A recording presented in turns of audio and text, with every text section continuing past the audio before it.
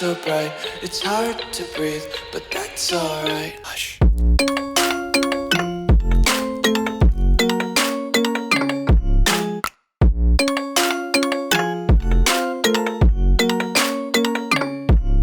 ready. All right. What's going on, ladies and gentlemen? Welcome back. We're here again for another episode, another Path to Black. Yep. Right? I had to think about that for a second. I had to think about it. Anyways, you know what it is, your boy John. Fucking white belt wrangler again. The White Belt Wrangler. No. Blue belt wrangler. It's a White Belt Slayer, Blue belt Wrangler. And today we have a guest, black belt, Devon the motherfucking Devastator. He is not my brother. None of us are brothers. None of us are related. Don't ask in the comments. We're telling you right now, we're not related. We get that all the fucking time. Yeah. It's crazy. Let's fucking get right into it. How fat are you today? Today, I am 203. I'm on point. That's pretty good. I'm on weight. How long do you think you're going to be 2-0 something for? 2-0 something. Monday. Yeah. How much do you think you'll be on Monday? No, how much do you think you'll be Saturday night? I'll be probably come back 210. Guaranteed. 210. Bullshit. No, because Hey, if you compete on Saturday, I'll go just so we can go eat afterwards. I'm going to get you back to 215. Oh, well, easy. Easy money. I'm 215. continuing on this goal, so I'm gonna keep on it, and so I'm not changing my fucking diet. It's staying. It's fucking staying. Bitch, were you or were you not like 225 in Shut November? the fuck up. Why are you bringing up old shit? That's old shit. Shit. Old Anyway, shit. I'm done with you and you being fat. Goddamn. So you're Devon. You're a fucking black belt. Grace, you might the black belt. Tell us the story. Where did you start at? Yeah. Oh, dude. I mean, where do you want to start? Oh, well, let's start at your first jiu-jitsu class or your introduction to jiu-jitsu. I mean, I do think you got to talk about. I guess just martial arts. I mean, I don't know exactly how old you are, but like. We're about the same age. So I was born in 1986, right? Yeah. I'm older than you. Yeah. Told you. He's old as fuck. So By 1 year, you piece I don't of give a shit. fuck. You're like older. 46 years You're old. old as fuck. You're about to be a Master 46? 5. Why do I look younger than you? Who says this? Everybody. Oh my God. Continue. Everybody. We put it to the test. We voted. One person. let's That's measure all the that gray matters. in the Yeah. beards, dude. Yeah. Oh, he's got We'll way have a more fucking. No, we're equal. No, you have no. 2 gray patch. You're all fire crotch over there, so you can't see it as much.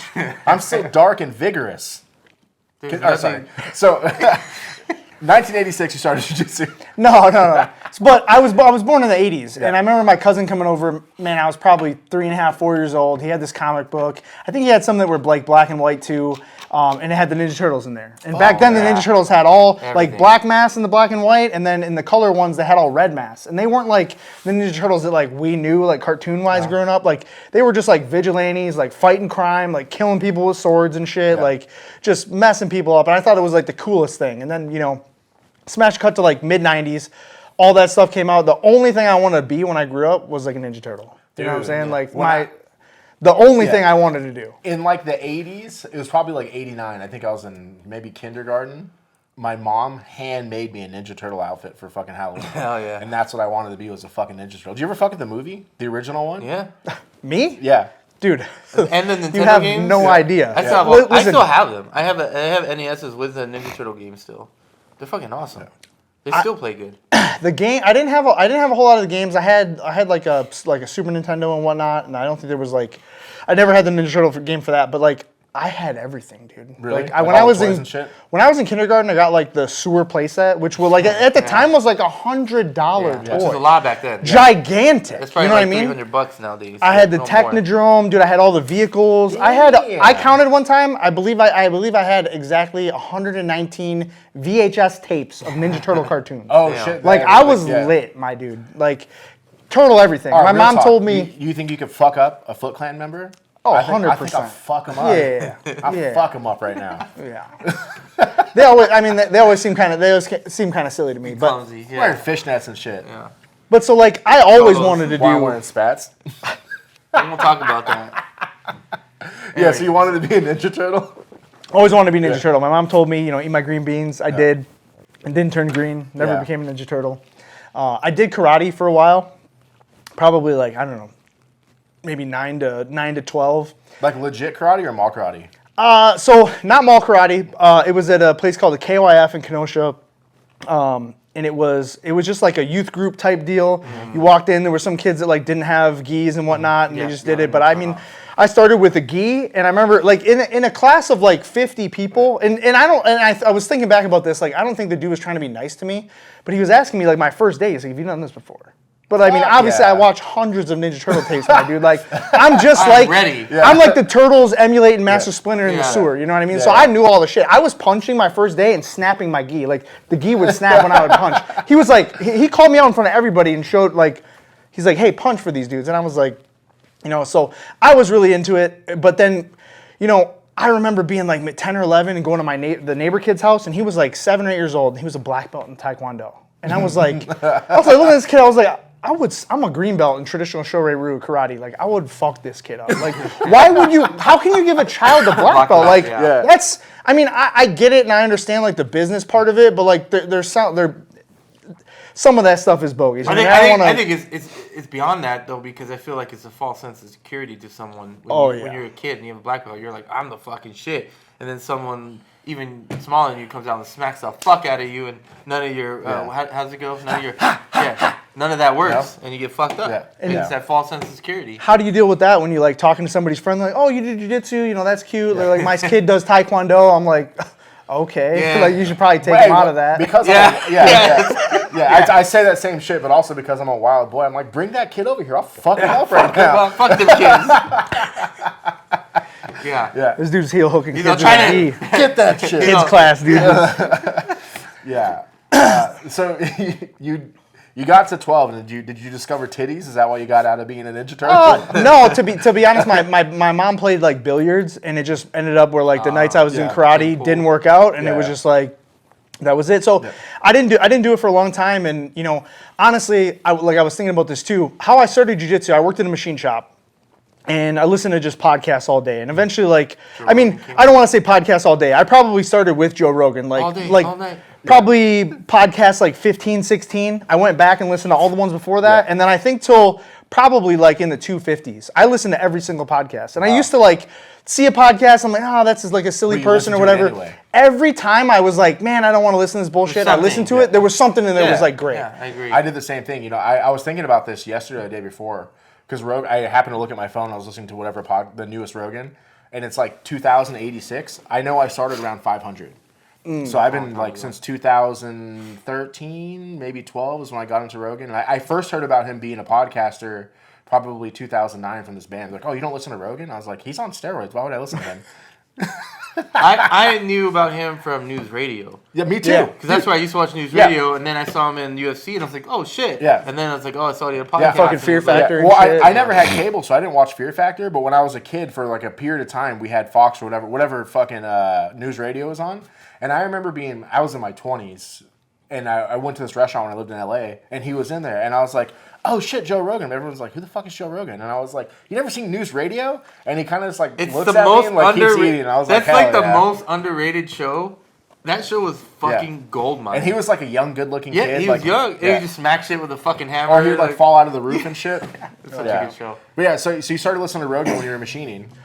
And I started hearing about jiu-jitsu, right? Because like Eddie Bravo was on some of those like first ones, and they were talking about this fight with like this dude and whatnot, and you know, I wanted to start jiu-jitsu. So I kind of had like brought it up to my buddy who worked in the shop with me, and then I don't know, probably a couple months go by, and then this dude, we were like roughhouse in the shop, right? I mean, like what bunch you of do. dudes.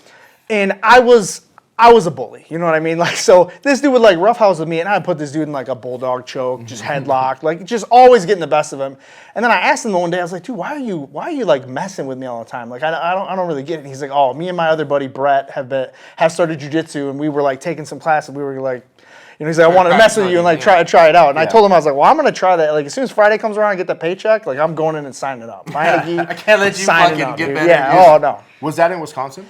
Yeah, so that was in Wisconsin. Yeah. And so that was like my first like intro. I don't want to say intro to Brazilian Jiu-Jitsu, but that's like kind of how I got started, right? Listening to all that, like hearing about the like Hoyler, Eddie, like some of these guys. I started researching Jiu-Jitsu probably more into once I started my first class. But my first class, I signed up on a Friday. I watched that night. I was going to come in on Monday. And I remember before I ever did one class, and I know this is going to sound corny, but I told the guy, like, hey, like I see Tuesdays and Thursdays say, like, advanced. And I was like, I want to come every day. And he's like, he just kind of was like, come as much as you can. Yeah. You know what I mean? And I was like, and I was like, okay, so I'm cool to come. And I really wanted to, show this dude that, I was going to be there all the time. Yeah. So I started showing up all the time. I started, going with my buddy, and not to like cut too much forward, but my buddy's going with me, and I hated the gi. Hated it, dude. When you started, really, you didn't like it? I didn't like it at all. I thought it was silly. I was like, dude, nobody wants to wear these, blue pajamas or whatever. So like we would do class, and it would be rolling after class. Me and my buddy would go change, go back on the mat, no gi, and just roll with each other. And so like we did that for a while, and then eventually he got injured, whatever, stopped coming, and I just kept going to jiu-jitsu. I mean, I kind of fell in love with it. Like we didn't mention this or whatever, but I'm straight edge still. Yeah. I'm 37. I don't drink, smoke, do drugs, anything like that. I do have a very like addictive personality, and I think that's why like the puzzle of jiu-jitsu and like that, really for me is what drives me, like trying to learn that. And so to cut back a little bit, my first class, I almost quit. Right, so really? I came in, signed up on Friday. On Saturday there was like a Rodrigo Mundaruca. I don't know if you know who. I know that name, but I don't know much about him. So Bruno, I think is his brother. Yeah, Kings. Bruno owns That's Kings. why I know his name. They had Kings gis on. Yeah. And I scoured the internet. And I was like, I had to ask these dudes. I was like, where do you get that? Yeah. And he's like, listen, this is like a brand. It's coming out. And I started Halloween 2011. And he's telling me like in a couple months, it's brand new. Yeah, he's like in a couple months, like maybe January, these gis are gonna be out. I'll send you email. Give me your number. I'll send you email. That dude emailed me when they came out. I bought 2 gis, and I've pretty much worn Kings like up until that's cool. Yeah, until I recently I got a couple other gis or whatever, but the new Humaita gis are Kings, so I have Kings gis again now. That's interesting because like you don't see a lot of Kings past like Nevada. Like, I don't see him a lot. Like, when I travel a lot, I never see anyone in King's gis. Usually if I drop in at a school, everyone's wearing, like, Amazon gis or, like, whatever their academy's giving them, But, yeah, that's cool. So, that was in Wisconsin still, right? So so his brother was doing a seminar? His brother was doing a seminar, and Bruno was with him. Bruno was, like, a purple belt at the time. Oh, and Rodrigo was, like... He's a black belt from Hoyler now, right? I believe so. I don't know. I know he's a black belt. I think it's from Hoyler. Yeah, I'm pretty sure Bruno is a black belt now. Rodrigo was a black belt then. He was like CFC champion and whatnot. And the only reason he came is they had, I don't know if it was Chicago or something like that, the IBJJF, but my instructor went against him. And he was like, I'm bringing this dude in for the seminar. Like, so to cut to that too, like I started at Gracie Baja, right? So there's a couple Gracie Baja schools in the area, and whatnot. Yeah. And we were. I don't want to say kind of unique, but and I told you this last time. So before I had started, and the gym had split before I started, we were kind of in a partnership with like Ben Rothwell. Oh, that's right. So Ben Rothwell, he's like UFC heavyweight.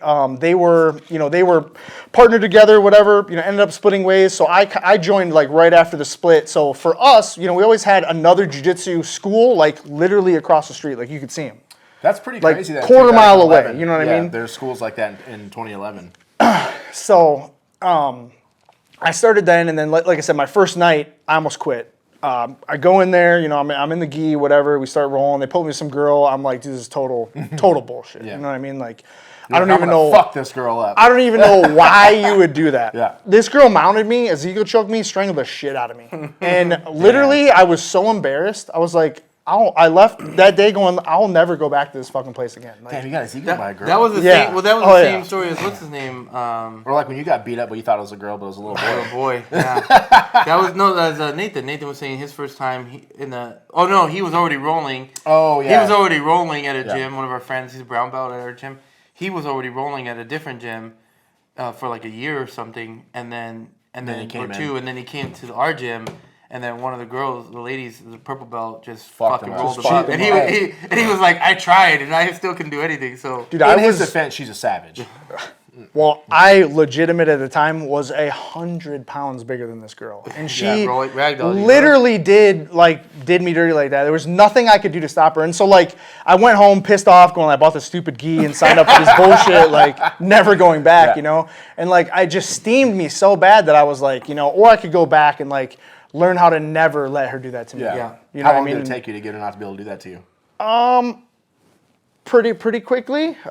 So, like my jiu-jitsu journey, like through the belts, is like really really strange. And like I said, I always like in karate, I had a colored belt for like years. You know what I mean? Like I ended like a green belt or whatever. So I never wanted to even wear a white belt. I was legitimately like, I wanted to belt chase a little bit. You know what I mean? Like you rolled up in there, you're like, bitch, I'm a green belt in karate, motherfucker. Where's my other belt at? Right. No, I mean, I knew it wasn't like that, but like, you know, I always wanted to just progress. Like I didn't want to be considered like, oh, he's like a new guy or like whatever, and like, you know. You didn't want to go through like, oh, you do jiu-jitsu, what belt are you? You're like, right. I mean, it's when I walked in though, like I looked it up a little bit.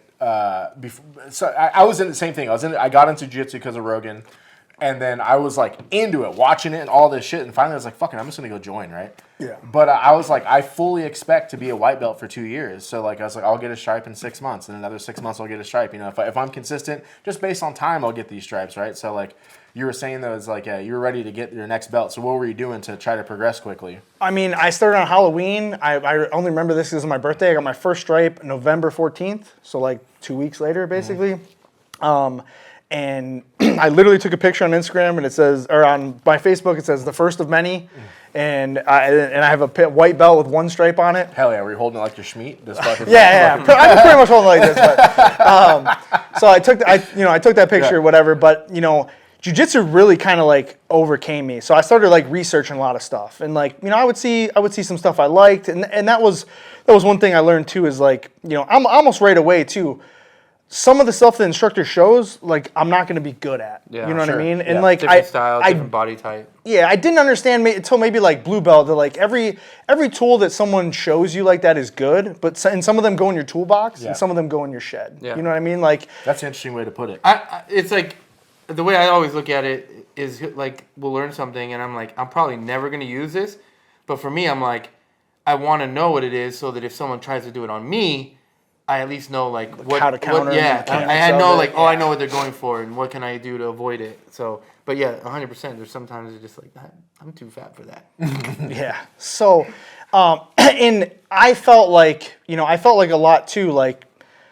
I'm only learning jiu-jitsu, or I'm only like getting to apply this like when we roll.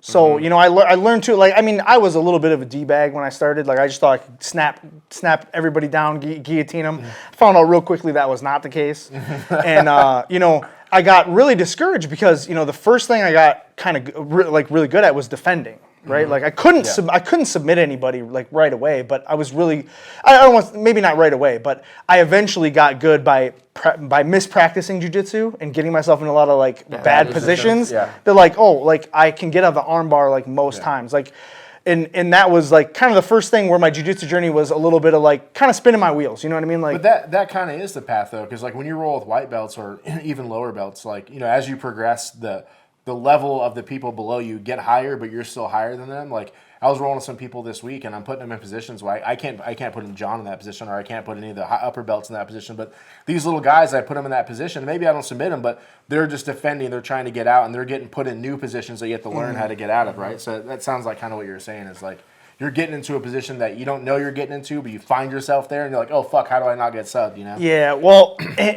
Mine was a little bit different than that because like I would go to work and I would look up just YouTube videos of jiu-jitsu moves all day. So this is my main problem, and my coach hated that I did this.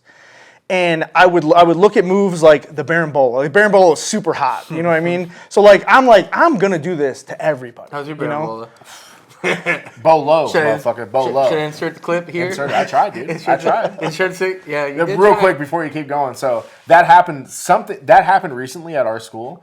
And Omar walked in one day and he's like, all right, I'm going to show y'all how to berimbolo today. He's like, because people keep asking me about this thing on the internet, so I'm going to show you guys.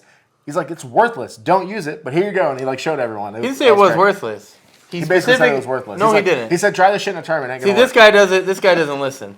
He literally said, don't ever try this in the street. He says it works in jiu-jitsu, like in a tournament, but it doesn't work in the street. He said it was useless. I guarantee. I went to 2 classes where he taught it. He said the exact same thing both times. He said it works in the tournament. Aren't you just the overachiever? Hey, you know what? Why are you so vascular? It works because I don't know. I'm a monster. What do you want me to tell you? How did you get so vascular? I work out all the time. How did you? I mean, what do you want me to tell you? What else did you do? I worked out.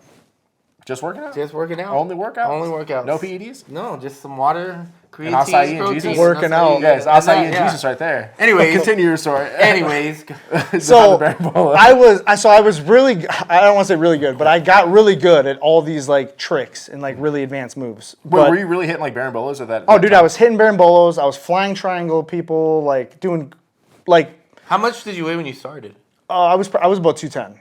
Okay. So it was about 210. I competed at 170 so you were skinnier. for a long time. Yeah. You competed at 170? Yeah. What do you weigh right now? 270. Hell yeah. Hell, you gotta be 270. That's an easy mode, dude. I did IBJJF in Houston last year, and I like walked up to the weigh-in area, and I was like, "Am I good?" He's like, "You can just go, dude. Yeah. You're ultra heavy." Yeah, ultras don't weigh. And I was like, "Dude, that's fucking badass." You know, I've only ever stepped on the scale at World League. World League cares, but IBJJF, they'll look down, look at me, and just like. As soon as it's ultra, it doesn't matter. Yeah. But IBJJF or fucking World League, they still want you to weigh in. I usually weigh in all my clothes, holding my bag, and like, wearing my hat and shit. Yeah. So barambola people. So I could do a lot of these stupid tricks. My coach used to yell at everybody I was rolling with, "Don't let him do that," you know, like all this stuff. But he had a legitimate reason to be upset. And the guy's name's Dave Rosenmarkel. He's a great guy. You know, I went white to brown with Dave, and you know, I was horrible at fundamentals. I couldn't pass somebody's guard. I couldn't escape being mounted. I couldn't do anything. So like to get out of the guard, I would like try to like kind of, I call it like a low pass, but I try to grab their head and like smash them down. I'll get my back taken every time. Oh yeah, you know what I you're mean? in the guard still. So you're getting I'm in their twisted guard and still. taking your Yeah. back out. So but eventually I got really good at doing that. He would scream at people because I would choke him from there, right? And he's like, "You shouldn't be able to let him do that," you know.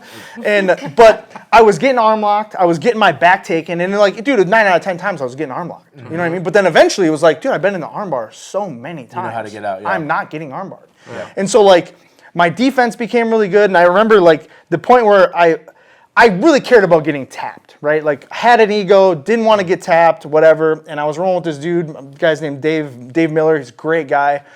He was like a 4-stripe white belt, and I think I was like 2 stripes at the time. You know, before you roll somebody, like smack hands and you go. And I remember like reaching for a grip on this dude, and I saw him like kind of get scared and like back up. And before we rolled, I'm thinking in my head like, this dude's got 4 stripes. He's gonna smash me. Like no shot, I win this. You know. And in that moment when I reached and I saw him like kind of panic a little bit, it wasn't that, but it was like it clicked for me that like, oh, this dude is just as scared of me right now as I am of him. Yeah, for sure. And it made sense of like, this is a great, like I care about this dude. Like, I mean, I like this dude a lot. And like, dude, if he taps me, I have zero feeling of like animosity. Or, like, I don't want to smash this dude. I would just be like, man, you got me. You know what I mean? Like, all right, let's go again, you know? And I've had wars with that dude. I've been in the basement, me and him, fucking 9:30 at night. Everybody has left, and we're literally rolling with no timer until somebody taps. And like, dude, you ever been 40 minutes into a roll and not wanted to tap to exhaustion with some dude? Like, I've done that so many times with these dudes, and like, you know, those are some of the best times because like you get that grit. You know what I mean? And like realizing that in that moment that it didn't matter if I get tapped. That, like really what made my jiu-jitsu like progress is I could do anything I wanted to anybody and it didn't matter. Cause like, okay, you're not worried about dude, if I'm in half guard and I die for your legs, you take my back and strangle me? Yeah. It is what it is. It doesn't matter. I was telling both my kids, they do jiu-jitsu, one wrestles, one was going to wrestle. But yesterday, my youngest was rolling with someone because he's competing on Sunday. And he was stuck in mount. They got an Ezekiel on him. And I'm like, dude, just tap, bro. I'm like, you're here training. You got caught. Tap. Start over again. Don't take it like I have to fucking. Especially like when they're cranking an Ezekiel on you, like that shit can cause some damage. Oh, like, dude, my kid will let us get his arm fucking stretched out backwards, and he's like, I ain't tapping. Yeah, you know, it's like, it's like something. dude, they're gonna break your shit, dude. I think it's that mental check, like you're just saying. Is like once you realize like. If I get tapped, I get tapped. Yeah. I just learn from it. Like, learn how that happens. Like, remember, like, how did I get caught? Don't get caught there again. And try to learn from that. Otherwise, if you're just constantly just making it a fucking war zone, it's hard to learn. I got fucking broke off yesterday by a lower belt, too. I fucked him up. Yeah, so this is a question I wanted to bring up. Do you fuck with the scarf hold at all? Oh, yeah. All right, so there was a dude on TV that called it the camel crush. I'm starting to call it the anaconda squeeze. Basically, when the scarf hold, you just bend him in half. Yeah, like Josh Barnett. Yeah, He did that to Dean Lister. Yeah, is that a submission or a pressure? What do we call that? I think that's pressure. Fuck. You know what I mean? So I'm pressure tapping manfuls of this shit. Anyway, so I pass his guard, I smash him, I put him in that and break him in half. He taps. So I was like, all right, we have 45 seconds, a minute left. We start rolling, and I'm trying to get his legs. I'm working on toe holding people. So I pull his leg up, and he did this to me last week in no-gi too. I pull his leg up, and I start going for the toe hold, and I'm thinking about the grips, and he snaps my fucking leg and ankle locks the fuck out of me. And I had to tap real quick because it was bad. And then I was like, fuck, he got me today, but I fucked him up last week. So now today, if he shows up, he's going to get fucking broke off. And I told him, it's like, now, every time we roll, because you're a little blue belt ass bitch, I'm going to have to fuck you up. That's out of principle. And when I was a white belt, he was like 2 or 3 stripes higher than me, and he used to fuck me up all the time. But then he took like a year off, and now the fucking roles have changed, little homie. But yeah, you gotta like just concede to being tapped. It's gonna happen, you know. And that honestly is what made my jiu-jitsu like kind of take off, because like my instructor, I never wrestled. I only did karate, and there's like, you're not doing shit on the ground in karate. Fucking hot shit though. But here's the thing. So like, I would pull guard with somebody and like just lay on my back, and it used to drive them nuts. You know what I mean? Like I would let them pass, and like my game is like that now for different reasons. But you say scarf hold. So I used to do this thing where like I call it inverted keisakatami. I would do it from the bottom, right? Somebody gets side control on me, and I turn away from them to like give them my back. Yeah. But I grab their head, and what they'll do is they'll put their hand on the ground. So I don't know if people have done this before or whatever, but I just call it inverted keisakatami to a key lock, right? So when they put their hand on the ground, my other hand's free because I have this hand around their head. So when they put their hand on the ground, I snatch that hand and I put it behind my leg. I tap my instructor as a white belt with that move. You have to show me that. And that's wild. Wait, is I that remember like, from side control. But first of all, side control on the bottom. Get out of here with those catch wrestling phrases, Playboy. That's a fucking Americana, all right? Well, I've seen it done where they'll grab the wrist and then they'll bring it up, make space, and then they'll bring this leg over and then catch it and bring it and do that. So it sounds like simple, but they're doing it with their leg. But in this case, you're on the bottom and your opponent is smashing you in side control. Yeah, you're on the bottom on that. And the only way to not get submitted from that position is to drop your shoulder and fall on the ground. And when you do that, you end up in keisakatami on the top, right? Yeah. So you let me roll right into keisakatami, and then I still have your arm generally, and I can just smash. That's wild. You have to show me that. That's an interesting phrase. So, so what? You said you caught your coach at a white belt with that. So were you starting to catch people when you were a white belt? Yes. And it wasn't because you were, a big dude. You were an average sized dude at that time, especially for Wisconsin. There was a lot of big dudes. Yeah, there was a lot of big dudes in there. Yeah. I would say I was probably somewhere in the middle, but for me, there was probably at the time had well over 100 adults, probably 150 adults. I would say on some good nights we get 60, 70 to show up. Is Kenosha a big city? How many people are there? Kenosha's pretty big, but there's a lot of like rural from outside areas. So a lot of people came from like pretty far away. Yeah. That's crazy. 100 people. Yeah, and so. I always wanted, like I said, I always wanted the next belt or whatever, and you asked about like tapping people. Yeah. So 6 months into my jiu-jitsu journey, I got my blue belt. And, I kind of told my instructor, like, I know this is super frowned, my Brazilian instructor told me, this is super frowned upon to like talk to your coach about belts. Like when it's time, it's time. But I was telling my coach, like, he's like, I want to compete at blue belt. I'm beating all the blue belts, and he had like a powwow with all the blue belts, like talk to them, like, what do you guys think? Is Devin ready? Whatever. I think most people in that little meeting said no. Right, really? Said like hold them back. Were you smashing them so bad they were jealous? But these are all people who have been blue belts for like so been blue belts more like he has a couple years. Yeah, I just hadn't put in the time. Yeah. But I told you I got my first stripe in like 2 weeks. Yeah. Because I went every day. I hate that shit though. Like I hate when people hold people because of time because they're insecure.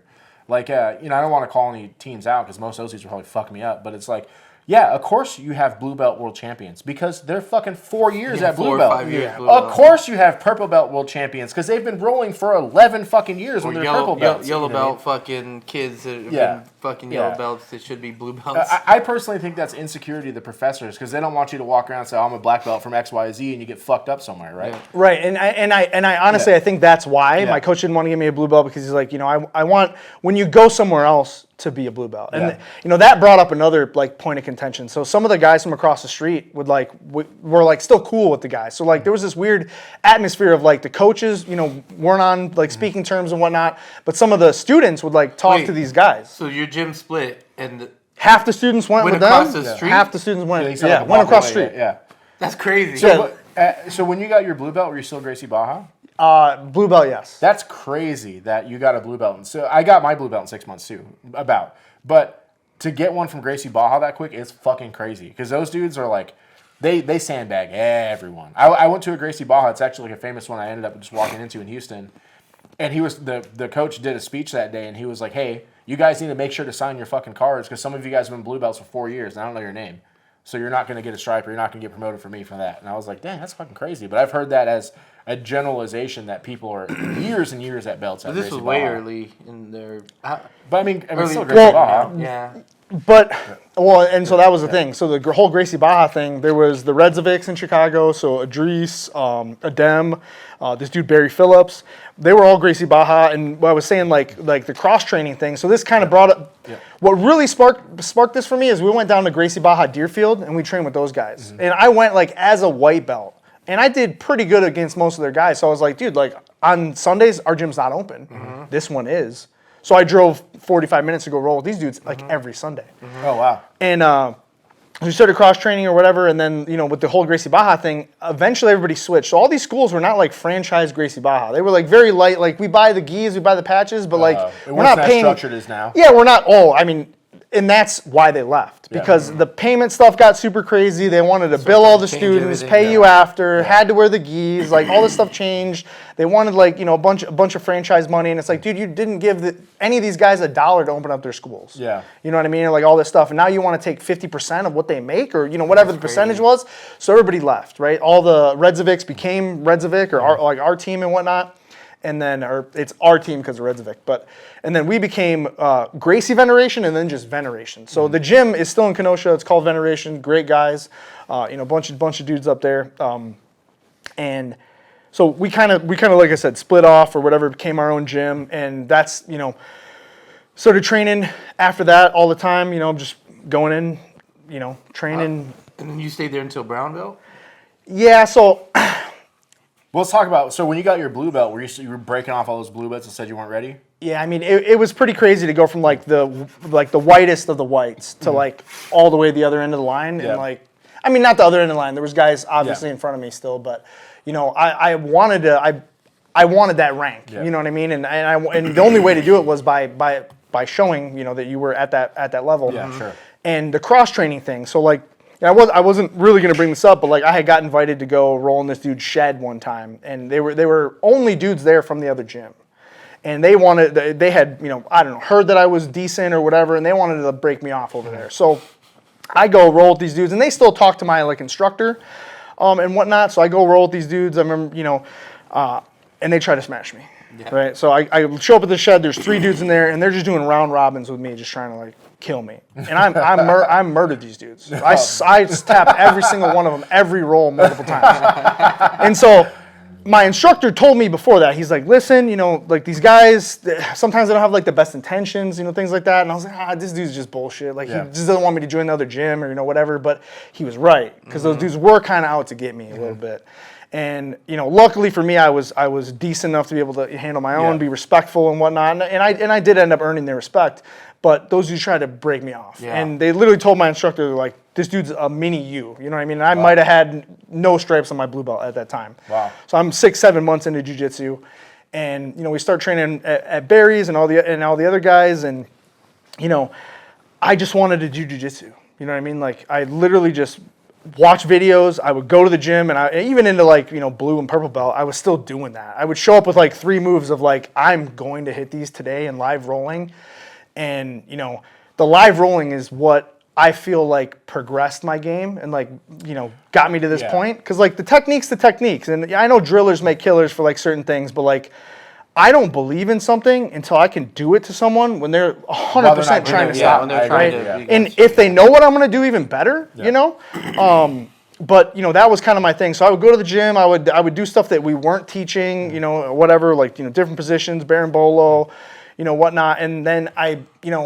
from being in all these bad positions, I wanted to learn how to gain an advantage against somebody like taking my back or whatever. And I had done BMX for like a long time. I remember my good buddy of mine, Justin Hamilton. We were in a tournament in Milwaukee, Combat Corner, and I'm standing up there, waiting to weigh in or waiting to, go. I'm like literally up next on deck. And Justin's like, hey, Devin, what's going on? I'm like, hey, what? He's like, I didn't know you did jiu-jitsu. I'm like, yeah, I was training for a little bit. And he's like, how do you think you're going to do in this next match? And I literally, looked at him. I was like, I'm gonna let this dude take my back and I'm gonna footlock him. And he's like, yeah, I thought you were crazy. I tapped the dude in like 43 seconds. Nice. Like some John shit right there. Dude was on my back like this and then tap and then they stood up and raised my hand and they were like, what? They didn't even know what was going on. Yeah. And so I got pretty good at doing that and I got pretty good at like tricks, like right? Like I like Kansas City Shuffle, shit, right? yeah. I'm gonna show you this over here, but I'm really taking your wallet, Yeah, you know what that means though, John? Kansas City Shuffle? Thieves?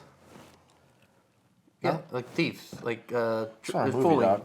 I don't know. All right, continue. So at that time, I met my wife, and this was like 20. I should probably know this. Yeah. We'll like- redact this part. This is like 2013, and I moved about an hour away from my instructor and started training with Jeff Curran, Team Curran at Crystal Lake, and I told Jeff when I started, I was like, hey, like I'm gonna train here, but my instructor's like an hour away, so like, I'll sign in, do the cards, pay you dues, whatever, but I don't want you to touch my belt. Like I want this dude to still be my instructor, and he's like, he kind of told me, he's like, I don't really get it if you're training here, every day or whatever. He's like, I respect it. He's like, but I don't really understand it. He was like, okay, whatever, So probably training there for a year. I'm like mid purple belt, and he gives me a stripe one night, and I'm like, dude, my instructor's gonna kill me. Like, How long did it take for you to get from blue to purple? from blue to purple, 18 months. So at the 2-year mark. Identical to me. Continue. and so Except he's smashing at competitions, so I did all right. almost a done. I mean, no. I didn't know I smashed. Like the hard part for me about competitions is like I'm so in my mind, and like that's what I was telling you about, like not caring about tapping, whatever. Like I definitely don't want to tap in a competition, and like competition for me is like so mental. You know what I mean? Like when I show up on the mats, That's why wrestlers do so good, is because they get hundreds of matches a freaking week or a year, and then you go start jiu-jitsu and it's the same shit again. They're so like accustomed to it that it doesn't even like it's nothing. Like mentally wise, you're just like just another roll or whatever. But like for me, or do you get psyched yeah, out? I'm like, I don't get nervous? Amped. Sometimes. Oh, not me. I'm just like, what's up? Let's fucking go do this. Sometimes I do. I mean, there's times where you can get in that zone. You know what I mean? Like maybe you lost your first match, it's double elimination. You're like, yeah, let's do it. You know But now what it I mean? doesn't matter. But I've been broken off so bad in the gym. I've never been in a competition with people break me off like I get broken off in the gym. You know what I mean? do Like, agree with that. Yeah, it's like, dude, you get broken off so bad every fucking day. It's like, what is this dude gonna do? He's gonna armbar me? It's like, I've been armbarred a fucking billion goddamn times. It's like, what does it matter? A Brazilian amount of times. That's how many times. How many times do you have to tap to get a black belt? Yeah, Brazilian times. A Brazilian, Yeah. So this new instructor, your quote unquote new instructor, gave you a stripe. Yeah, he gave me a stripe. I called my other instructor. I was like, Dave, this dude gave me a stripe. Should I take it off? Whatever. And he was like, dude, he's like, if Jeff Curran put a stripe on your belt, he's like, leave it on there, dude. He's like, and so I thought that was crazy for him to do that. I did not expect that answer, but he was just like, yeah, dude, like he sees you all the time. Like if he thinks that's what it is, that's what it is. Like it's not a big deal, So, man, probably I know the exact date I got my brown belt. I got my brown belt October 24th, 2015. So it took you multiple years then to get to your brown belt, Yeah, right? From purple? Yeah, it took me probably at least another 2 years or whatever. I mean, I guess timeline wise, we were already in 2012. By 2014, I was a purple belt, and then like a year later, I got my brown belt. So I think it only took about a year. Okay. And then, so like I said, moved away, and then shortly after 2015, 2016 or something, my instructor moved to Virginia. So I mean, I trained Your old instructor? My old instructor, yeah. So I mean, Jeff is still in Crystal Lake. My kids still train there today. All that stuff. I mean, I train there from time to time. I teach, at the Gracie Baja dude that I used to drive down to Barrington. So yeah, I mean, how are we doing? Brown belt. Yeah. Oh, brown belt. So, like I said, at that point, we had our daughter. My daughter was born in 2015, and started training less, started working 2 jobs, Didn't really train as much. I mean, probably a couple times a month. Once a month, that's maybe real sometimes. little, yeah. Like very very light. I mean, because I work two jobs. So I mean, it's not an excuse, but that's also like when I got Life happens super and shit. big. You know what I mean? Like I was probably at the time like 200 pounds, and then next thing I know, dude, I'm like 255. You know what I mean? Like just blowing up. Eating good.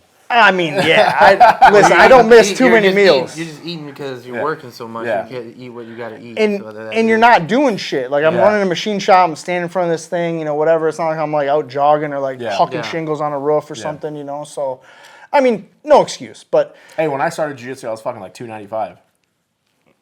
Yeah. There's pictures of me and my wife that she posted one recently, like probably about a year before I started jiu-jitsu and about a year and a half before she started, and like we don't even look like the same people. I mean, I look so fat, but I mean, she looks like a completely different person. Yeah. John, look at John over here. He's all on fucking steroids, all fucking jacked now. He's amped. I can see it just digging through you right now. Just coursing through my your veins. You look like fucking. You look like rage, Bane right dude, now, the bro. rage. Fuck out of You here. look like little boy Bane. So you're running this machine shop. You take some time off, and how long did it take you to go from? So were you a brown belt? You said when you stopped already. Yeah, I was already brown. I was already brown belt, and like I said, it didn't stop. I you just went last. kept training. I would do open mats here and there, and then just jiu-jitsu didn't become a priority for me. You know what I mean? I still train. It's not like I went like years or whatever without training, but I definitely took some time off. Were you one of those dudes that would come in like after not training for a month and still break everyone off? See, and that's what made it for me like okay. Because I felt like the longer I was away from jiu-jitsu, I would come in. Like, I felt like this was a BMX bike. Yeah. Sometimes I wouldn't ride for like a week and a half. You get on it? Dude, I would fucking shred, dude. I'm just doing inverted tables and whatnot. I mean, on the other side, you come back in and you have no injuries, and you're not hurt. You're recovered. You're refreshed. Dude, you don't got knee. Your wrist isn't fucked up. Your elbow, your shin. Yeah, and I'm leaving the gym every time going, and that's why they call me the Devastator. You know what I mean? Like, ah! So like, for me, it was always like, dude, I go in. I never felt like that plateau or like the blue belt blues or like whatever. I always felt like I'm progressing in jiu-jitsu, maybe not always at the same level, but I was never like bummed on it or like, man, I'm not getting better. 2019 I moved to Denver, right? Denver, Colorado. So Denver was weird. I went and trained at a couple like local schools or whatever, and like for me, the price of jiu-jitsu and like what it cost was like crazy because I felt like at that time I had already went to like Victory MMA in San Diego, like Dean Lister, Jeff Glover. I mean, I do want to say this too. Like I started really focusing on like learning jiu-jitsu and like history and like things like that, and I really liked Jeff Glover and I really liked Dean Lister. And then I eventually found out there was a time where Jeff and Dean were at the same gym. Place. Yeah, they were teaching there together. Yeah, and, Jeff was the head instructor there for a while. Yeah, I went to classes with Jeff at Victory. And so, and like Chris Liebman was there and shit like that. So the dude we had on 2 weeks ago trains Muay Thai there. He's on their fight team. Oh, nice. He's one of the coaches. Yeah. He coaches at another school, but he's on their fight team there at Victory. So you were traveling around doing jiu-jitsu too in this time during your brown belt period and stuff like that. Yeah, and I had been to like Art of Jiu-Jitsu, like Mendez Brothers and whatnot. Oh, What's your experience traveling at a brown belt? Like, I know everywhere you go, everyone's trying to like, oh, is he really fucking brown belt? So yeah, I mean that's a little weird, and I've been straight up like turned down, which I feel like is weird. I would never do that. When I moved to Denver, I called a place that was like half mile from my house. Like it was like Horry and Gracie or something, or RION or something. And I told him, hey, I've just moved here. I want to start training jiu-jitsu. He's like, well, what's your weight? How much, jiu-jitsu have you done? I'm like, well, I'm 270 pounds, brown belt. And he's like, nah, we're not accepting like new students like at this time. Like, wow. I've legit. That's crazy. Dude, I was just in Florida in Naples beginning of December. And I call this dude, I'm talking to him, he's amped. I'm like, I'm trying to come to class. He's like, yeah, when do you want to start? All this and that. Like he's super psyched. And he's like, have you trained a little bit before? And I was like, yeah, I've trained a little bit, you know what I mean? Like, I'm a black belt, and he's like, yeah, I'm pretty sick. I don't think we're gonna have class tonight. Well, that's crazy. 100%. Like, you know what you should do? You should call places like that, but because I've seen your black belt's embroidered and shit.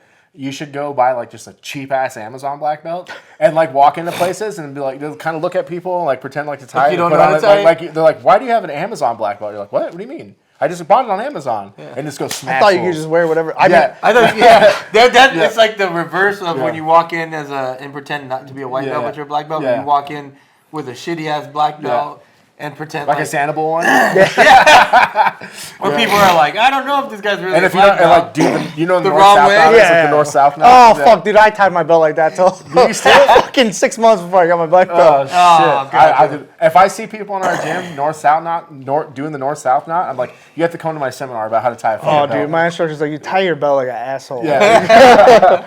So you moved to. So I wanted to ask you this one as soon as you brought that up, but.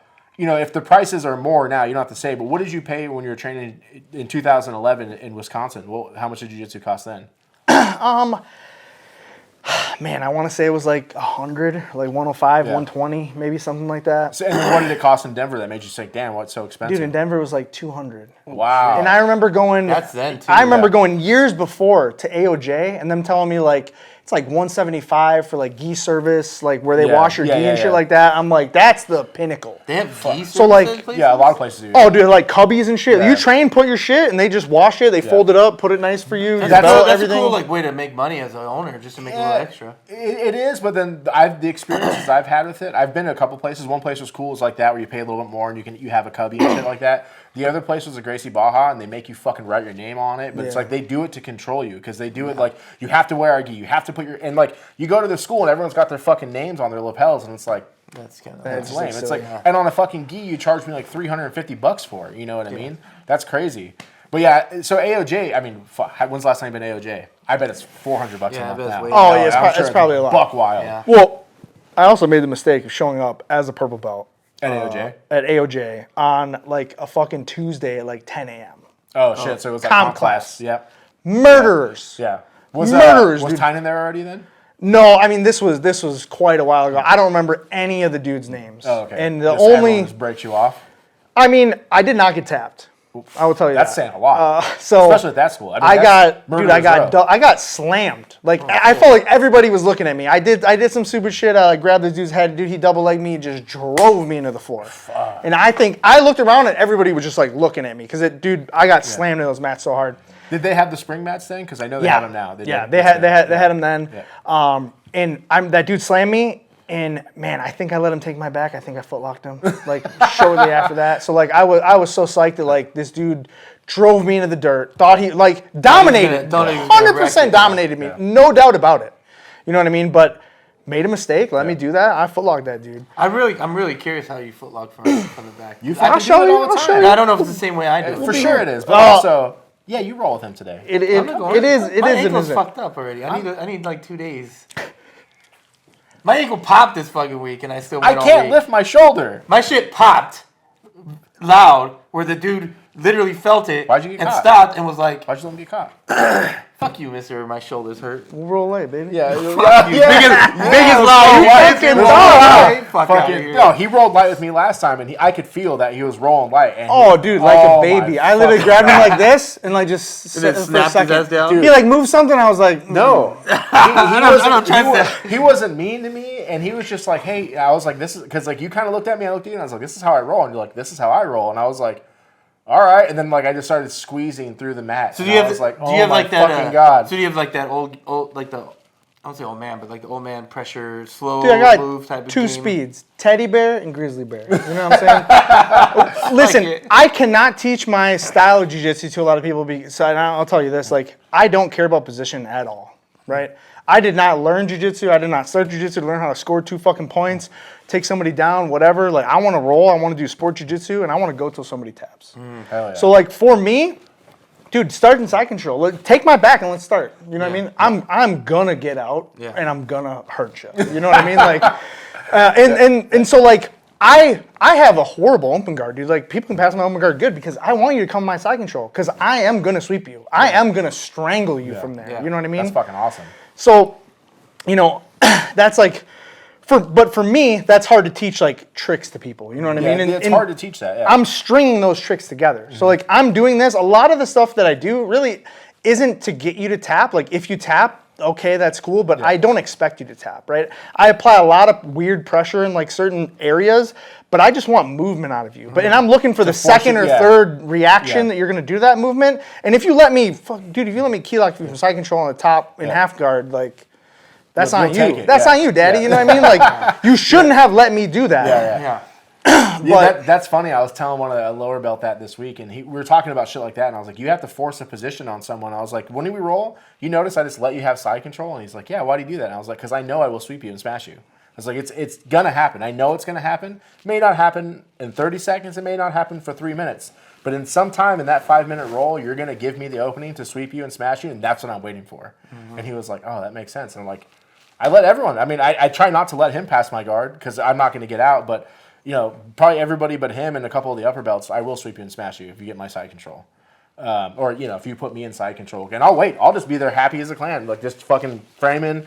You're just being happy that I'm not getting choked yet. And then you're going to give me that opening where I roll over or come up and smash you. That's all I wait for. Yeah. I wait for that opening. Like a couple things with that, or the way I look at that is like jiu-jitsu is kind of like football, right? Like if me and you are going and I'm offending, the only thing you can really do is defend. Sure. You know what I mean? And we get into this position where, and I do like to flip that. So I really like to submit people when they think they're winning, right? So I like those are those what be the mounted, fuck yeah. Like, what the fuck just happened? Like you're like, oh, dude, you have me in mount, and then next thing you know, I'm on top of you, and you're in an arm triangle, and you're like, how did I get there? This is the record scratch, skirt. Yeah. You're putting me in an arm triangle, and I fan my arm, come over top, smish your arm, and I get you from the bottom while I'm still mounted. You know what I mean? So like, like I said, the jiu-jitsu there, learning all that, doing those techniques and whatnot, great. But back to the brown belt. I go. So I'm in Denver. All these places. I really chose not to train anywhere. You know what I mean? I didn't like the school. I went to the school that was like super close to my house. I was like, this is awesome. Whatever. And it was like, dude, the tops of the mats were like black contractor garbage bags. And there was like no lights in there. And it was also it was like $195 a month or something. And I was like, dude, that's crazy. They're awfully proud of this shit. And I'm sure the dude's super cool. Unless your gym's called Pinnacle. I didn't know who the dude was, but at the same time, I want a nice facility. I like also, to have. Pettigo is free. Was it? They almost never charge anybody. Oh, wow. That's why it was in that place. Yeah, that makes sense then. Yeah. And so I like to have a nice facility, and like I said, I've traveled to so many spots. I kind of know what I what I want in a school. So I was only in Denver for 6-7 months, and then COVID hit. Oh shit. So it was also nobody was training. Mm-hmm. Right away we were kind of this COVID shit's bullshit. We were doing open mats. My buddy Andy would call me, hey, we're rolling over here, whatever. I would show up. So we were doing that for a little bit, but kind of just like a nomad. I lived there for 2.5 years, and then I switched jobs and wanted to move to Texas. And I didn't like the jiu-jitsu place being super close to my house. Really didn't have anything to do where I picked, but we picked a spot. I was looking for jiu-jitsu. There was so much jiu-jitsu around. In Houston, right? In Houston, yeah. But I don't know. With BMX, I'm sure Matt Hoffman and especially Dave Mira, they're cool dudes. Yeah. I don't want to ride a frame that says Dave Mira. Sure. I don't want to ride a frame that says Matt Hoffman. Yeah. And I guess that's kind of counterintuitive with jiu-jitsu because we're doing Gracie jiu-jitsu, But I don't want to wear, I'm sure Travis Took is a great dude, but there's a bunch of Travis Took schools around there, and it's I don't want to be a Travis Took black belt, And in Dallas, Kyle Terra is big. There's a bunch of Kyle Terra schools, a bunch of fucking. One of the Machado brothers. It's every school I've seen in Dallas is besides Sloth is fucking a Kyle Terra, who's Sloth is a Kyle Terra black belt, and then the Machado that's there. I can't remember which one's there, but yeah. Yeah. So I moved to Houston in December 17th or 18th, and I think within a day or two I had stopped into the Gracie Humaita. It was half a mile from my house. Oh shit. No excuse. And I told that dude too. I said, "Hey, I'm coming to town. I'm already a brown belt or whatever." And he's like, "Yeah, it doesn't matter, whatever." And so I started training there. Started going all the time at night. And he also had 5 a.m. classes. Is that that's not the one near Tim Kennedy, right? No, that's in Austin. Yeah. I've also been there recently. To Sheepdog or to Sheepdog? Yeah. To Humaita. It's in the same building. Well, there's 2 of them. What do you mean? There's another Humaita in South Austin that Paulo runs. Oh yeah, I didn't go to that one. I've been to Paulo's Tim's. school. Gotcha. Yeah, I was gonna go down there. I was only there for 3 days, so I just went to Tim's. Every time I go, my brother lives in Austin, and he lives 15 minutes from Tim's school. I just get too fucked up where I can't make it. I gotta stop drinking. It's fucking wild. Allegedly. I'll sit there and I'll be like, okay, I'm not gonna drink tonight. because I want to go train in the morning. It'll be like 11 o'clock, and I'm at the bar with them just hanging out. And I'm like, fuck, I might as well get a drink. And then I wake up like at 3 the next day. I'm like, fuck, I missed it again. The first time I went to when I went to Palo School in Austin, I was in San Antonio the night before with my brother, and we went out, and I got hammered. And I woke up at 8 in the morning, got in the truck, and zipped all the way to fucking Austin so I could make it to their open mat on Saturday. And I was hungover and I got my elbow popped, so I don't do that shit no more. So yeah. So you started training at Gracie Umaita in it's in North Austin, right? It's like north of Austin, it's right? northwest Houston. Oh, Houston. Sorry. Yeah. What city is it actually in? It's in Houston. Oh, so that's it's on the Houston? edge of Houston. Yeah. I think it's called Jersey Village, or like it's close to like Cypress. It's on 290 there. Yeah. It's in a bad spot. Is it? People don't see it. Yeah, they built some dumbass big highway there, so like you can't see it from the road. So yeah, nobody sees it unless you go on the little underpass, and you wouldn't like 270 degree break your neck to look at it, you know. So like came in there super, you know. I went and trained with the guy. Whatever, I showed up, I think with like a gray gi, and he was like, "Nah, you gotta wear this gi." And I was like, "Man, I don't want this dude's pajamas." You know what I mean? Like, I liked the gi by that time. You know what I mean? So. And I started going, and he would just not let me wear this gray gi that I had. That like fit me nice, and he gave me just some big thing, canvas pants, and I hated it. I hate canvas. And I would come in there, and I was a brown belt already, so I would wear my belt and whatnot. And I remember the one time I came in with the gray belt, with the gray thing. He's like, "Oh no, you got to put the other one on." And I had white pants at my house that were like A3Ls, and I was like, "I'm literally gonna go home and just get these pants," because he told me to put them on. So I left. They thought I was pissed. It came in. He's like, "Yeah, go get the gi or whatever." I left because I live like half a mile from the hot thing. I'm like, I'm gonna go grab my pants. Came back. He's like, "Oh," he's like, "We thought you got mad or whatever." I was like, "No, I was just grabbing these gi pants, you know." Came, trained, whatever, and then I bought some gis that I really didn't like, and he gave me some patches, and he was like, this is probably like a month or two into it, and he's like, you don't want to, train here or whatever, da da da. He thought I like didn't like the team, and for me it was just like I really didn't like the two white gis that I bought to sew these on, so I was like, it wasn't the thing. He's like, you really need to get the patches on, da da da, and I was like, oh okay, I just went and did it, It wasn't anything like that. It was just like I really didn't want to permanently sew this thing to a gi that I like wasn't really like really like in love with. But we started doing that, and I showed up every day. So literally every day. I mean, Marino will probably watch this, but and then eventually I told him, I said, I think I'm gonna come to like morning class too. So for a year, I went Monday, Wednesday, Friday, 5 a.m. I went Monday, Tuesday, Wednesday, Thursday at night. And I went Saturday during the day for an entire year. I can count on probably one hand the classes that I missed throughout that year. If I showed up at 5 a.m. for you to break me off, I would leave. So if I rolled and you were there, I'd leave.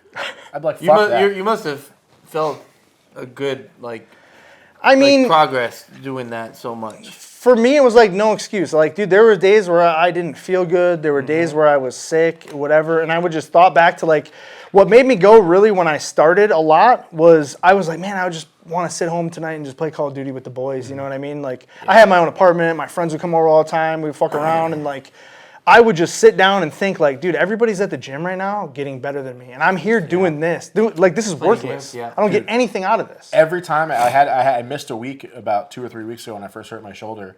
And I was sitting there thinking, I was like, fuck, John's sitting there getting fucking better. They're just there drilling. He's getting fucking better. Just I'm like, God damn it. You just got a big bullseye and they're just throwing the darts right at you. You know what I'm saying? I feel the gaming thing because I have I have Discord and we game together and we always game and then like. We're going to game, dude. It's just all of a sudden it's like. All the time, no, he plays gay ass games. Like, let's go get haunted and scared and shit. We'll do that too. Yeah, what's wrong with this dude? I don't know. Gay. He doesn't fucking understand. Have you played it in VR? Hold on. Bro, dude, VR is fucking. That's a whole nother thing. Gay. My father-in-law just bought 2 Quest 3s today because I brought mine. When I'm calling him gay, I'm talking to him. I'm looking towards you. I'm not talking to you. You're talking through me. I got you. Around you. I have the Quest 2, and I'm in the midst of talking to my wife, and they let me get the Quest 3 so I can give the Quest 2 to my kids. It's so much better. We got my son the Quest 2 for whatever because I'm like, dude, I don't want all this bullshit. He's not gonna play it. Yeah. He got that thing, and I put on Pavlov within 8 minutes, dude. I was like, I will own one of these things like probably by tonight. Dude, they're so sick. You know what I mean? Yeah. My wife was like, wasn't even pissed. I was just fucking dumbass in the house, like doing whatever. You ever get wild and maybe watch a little other stuff on that VR thing? I have not. No, not yet. This guy is just like all in his mind. Both these motherfuckers are lying. Both of them. He tried to say 100%. 100%. We'll talk about games. If I pick up your, there's a different video for that kind of shit. Anyways, but I was just pointing out like like now my friends, I'm like, I get on once in a while and they're like, oh, look who's fucking back. It's like, because I'm always training. Like I train, at least the last 2-3 months has been twice a day, all the fucking time. People start to notice in here too. lifting, I'm running in here, like I'm just constantly just like trying to get better. His game is definitely getting sharper, but I had to hit him up the other day. I was like, you need to stop training like today, tomorrow, because we rolled the other day and I could tell he was tired and he didn't feel strong and he did some fuck shit to me. And I'm like, what are you doing? Like he beats me when we roll now. So like, and I'm like, dude, like you felt not sharp. I haven't felt you be not sharp in 6 months. You always feel sharp when we roll. Now, like, but you're cutting weight. You're fucking training too goddamn much. I wouldn't say I'm cutting because I'm just done. How much weight have you lost this month? It's like 20 pounds. Yeah, that's cutting. But I cut it differently. I'm eating 5 meals a day. I'm having more protein, 1.9 grams of protein. Yeah, I got some protein for you. Anyways, back to the fucking subject. I was just saying I got the gaming. Fuck, what's next? He wanted to talk about I do 2 a day too. Yeah. And I can do 2 a day. I was talking about video games. And you started talking about I get on my bike and I fucking run. And I just shut up. Go eat a burger or something. Hell yeah, you got one for me? I'm fucking hungry, homie. Yeah, shit, me too. We gotta make lunch. Big dog gotta eat. Anyways. Hey, change your battery real quick and then we'll come back and talk about black belt shit. All right, black belt shit. All right, so you started, before we got distracted and the battery died, you were doing 2 a days, training for about a year at Gracie Maita in, is it Houston? Like you said, it's Houston. Yeah, it's Houston. Okay. I mean, it is the Houston one. There's one in Conroe. That's the one. Every time I go to Houston, I see that one, but it's so far away, so I never hit it. The other one doesn't even come up when you Google it. That one that says Houston, because that's where I went to the Gracie Baja at, because I was like, oh, there's no Humaita around here. Then last time I went to a GFT, and the guy was like, hey, you can come back. So that's where I plan on going when I go next week, but I'll probably go there this time. Yeah, I'll stay in that area just so I can go train there. Yeah, my instructor's a good dude for sure.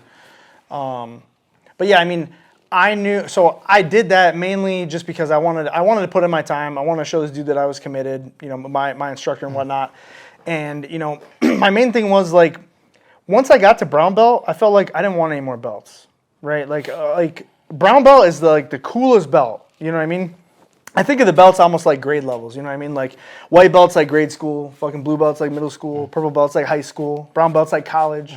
And then once you graduate college, you become a black belt. You're just a doctor, right? But you're out there with like all the other doctors. Yeah. You know what I'm saying? Big Like sea of monsters. Yeah. So for me, you're a white belt amongst all the other black belts. Like once that happens. So for me, that's an interesting thought. There's no pressure to get smashed when you're a brown belt because like I'm not a black belt. You know what I mean? And like most of the time you go to a school, you're a brown belt. My dude, you're at the end of the line. You know what I mean? Yeah. In a brown belt my size. Yeah, not a lot of them. Yeah. So I mean, I would go travel around. I would meet other purple belts and even like brown belts, like Daisy Fresh brown belts, like the weekend before, and especially roll with in that them. Area, Yeah, and they're like, oh, they're looking at me, oh, you're 2-stripe brown belt. It's like, dude, I've been a brown belt for 7 years, my guy. You know what I'm saying? Like, grizzled. Yeah. How long were you a brown belt for? 7 years. Fuck. Yeah. That's crazy. So, that's like that meme. I don't know if you saw, like, there's a meme where, like, this blue belt's asking a brown belt to move, and it's, what the fuck? Oh, yeah, he's like, I don't know what his name, but I know the sound when it takes a man's life. That's exactly right. He's like, what, Ashi Gura? He's like, I don't know what it's called, but he's like, I do know the sound that it makes when it takes a man's life. That's funny. So, yeah. And that was my main thing. I wanted to go there. I knew that in a year I was moving, right? I knew in a year I was buying a house. I didn't know if it was going to be in Texas or not. I didn't know if it was going to be in Dallas. I didn't know if it was going to be back in Chicago. I just knew that when I started in a year, I was moving, right? So I wanted to put in my time and like when I got my brown belt, I didn't care about getting a black belt. Not at all. And like 6 years into it, I'm like, man, it's really sad that you never got your black belt. You know what I mean? Like I always Did you think you were never just going to get there? Oh, I mean, I thought I was in like this brown belt purgatory where I was like literally just, I don't know. I don't want to say like not good enough or whatever, but it was just never going to happen. You know what I mean? Like how am I going to go somewhere, gain somebody's trust to like, for them to put a black belt on me that I'll represent for the rest of my life, you know? And especially if you know you're going to move, because let's say you're about your 3 stripes or whatever, then you move back to Wisconsin or you move back to Chicago or whatever, and you show up at a place, no one's going to fucking give you that black belt. It's going to take a couple years for you to gain that trust again. Yeah, and that's the thing. I showed up with two stripes, and man, I mean, I was 6 months in. That dude didn't give me a stripe. I showed up every day. You know what I mean? And I remember he gave me a stripe. Actually, no. Yeah, he gave me a stripe about 6 months in, or maybe 5 months in, or whatever. Gave me a stripe, and it was not a big deal or whatever. And then so that was my 3rd stripe, and then I told him probably in October or something like that. I was like, hey, big dog, like in December, I'm probably moving, whatever. And he told me that day, he's like, it's just not, he's like, you can't like wait till the school year is out, whatever. He's like, it's just not enough time. He was kind of like, he didn't say ever like about the black belt. He was just like, he's like, I would wish you would stay for longer, like kind of alluding to it, you know what I mean? And I was like, man, it's just not gonna work. Like in the end of December, like we're moving back to Chicago. I bought a house, you know what I mean? Like it is what it is. And so he told me I can't do that, all that. The next day, that dude he gave me my 4th stripe on my brown belt, and I cried like a little bitch. You know what I mean? Because like I didn't know that it was gonna happen, but I was like, at least this dude's like sending me off and like like having the respect to be like, this dude's like almost right ready, there. Whatever. Yeah. And I was like, man, that's like mad respect. You know what I mean? So like I was really choked up by that. The whole thing happened the day before. He's like, it's not enough time. And just like, all right, it is what it is. Yeah, I wasn't mad. I wasn't upset. I was just like, here's the reality of the situation, And he's like, I wish you would stay longer, So, all that happened. So like, I was torn. You know what I mean? I'm talking to my wife like, can we delay this? Is there like, is there stuff we got to do at the house so we could like move just after the school year or whatever? And so yeah, I mean, we just kept the plan to leave or whatever. And he never I wasn't a black belt, so he never let me teach. Yeah. He wouldn't let me I think one time he let me like show a move to the class, and then the other brown belt, the other dude who was in the class, a brown belt, he got to show a move too. So it wasn't like a big deal. But he started letting me like lead the warm-ups, and then he told me the one night, he's like, man, come in. He's like, I need help with the kids class tonight or whatever. And I was like, man, that's weird, because like his wife usually helped with the kids class and whatnot. So I was like, oh, all right, you know what I mean? And then I was starting to think like, man, this dude's the kids class. I was like, he wants to give me, because both my kids train. Oh, okay. Right. So I'm thinking like, this dude wants to give me my black belt like in front of my kids. Mm-hmm. You know what I mean? And I was like, damn, like that is what I want my family to 100% be there. And like, how do you tell this dude who doesn't want to talk about giving the belt, hey, when this thing, like if something's going to happen, make sure my wife and kids are here who are never here at the time when I'm training, ever. Yeah. And like, I really like my instructor Marino. We would talk 90 minutes sometimes after class, and every time we go in the parking lot, 30, 40-minute chat. Sometimes his wife was in the car waiting for us. I used to always have to apologize. I'm like, Ms. Eichel, I'm so sorry for keeping him here in the parking lot. But we had so many discussions and things like that, and just about things that I did that he didn't like, or whatever. We got to this point where he's like you are a black belt. He's like, but there's things like, behavioral wise that you need to get better at. You know what I mean? Like setting an example, like in the 5 a.m. class, sometimes I'd be the first one there, but I might show up at 5:05. You know what I mean? He's like, if you're gonna be like, you will be here like 15 minutes early. You'll be dressed, ready to go. You know what I mean? Like be, respectful of all this stuff. And so there was definitely some things that like I needed to learn on, like fix to be held to that standard. And I didn't think it was gonna happen. And I remember the one night he told me, he's like, hey, it was a no-gi class, and I used to get so pissed every week. So we did Monday, Tuesday was gi, and then the next gi time was Saturday. And he didn't give any stripes out on Saturday. Mm-hmm. So his thing was like, just when he felt like it, he was just giving out a stripe or whatever. Right. And then we would have like Poiler promotions and whatnot. So I mean, I liked that. But like I knew like Tuesday night, if he just bowed and let everybody out, I was like, damn, it's not happening this week, So he calls me in, do the kids class, whatever. Do the first adult class, and it was like so easy. It was like very light, like basics, like a lot of self-defense stuff. And then the next class, we do the warm-ups, and dude, it was like the warm-ups of this dude was trying to steamroll me. Like I warmed up so hard that next class, I thought I was gonna die. Hey, do you know Professor Isaac from Beaumont? He might be doing the self-defense class. He from Gracie Umaita there. He did that to us. We went there and we went and like cross-trained with him. Like Omar came and like 6 or 7 of us went. He fucking did a 30-minute warm-up. Yeah. And then gave me him first round. I was like, you motherfucker. He did that shit because he don't want the fucking smoke, Isaac. Sorry. Maybe I'll see him there. But, Yeah, so we rolled and everything, and then he gave me my black belt that night. That's awesome. My family was there. It was December 22nd of 2013 or whatever. So I would have guessed probably or 2013, 23. Yeah, sorry. I would guess probably by the time that you started. Oh no, 22. Yeah. Oh, so you've been almost 2 years now, year and a half. A year. Yeah. In December. Oh yeah, we're only a year and 2 months. Yeah, I would bet that by the time you got there, you were already a black belt. But you were the time the 7 years is because of time off and all that. You were probably ready for your black belt pretty early on in your brown belt. Yeah, if you were progressing like that. And I talked to Dave, when I was in Houston, and he's like, you were gonna get your black belt probably 2016, another year after that. You know what I mean? Like.